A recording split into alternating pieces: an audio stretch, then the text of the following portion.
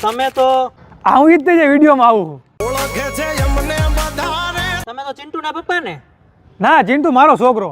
તમે ઓય એવડાયા યારે હું ચિંટુની સ્કૂલનો પ્રિન્સિપાલ છું. લે, તમારી સ્કૂલ હવે ચિંટુના નામે ઓળખાય છે?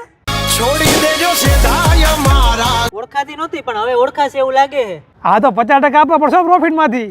ગજ નહીં વાગે તમારા તમારા ચિંટુનું ભણવામાં સેજે ધ્યાન નથી. આ તો એ ઘરે ધ્યાન ના આપતું એટલે તમારી પાસે મોકલી. નથી કોઈને તાગરે મળ્યા હજુ એમને માપવા અરે એ સ્કૂલના એકે શિક્ષકનું માનતો નથી. હવે એના બાપનું નથી માનતો તો બીજાનું શું માનવાનું હોય?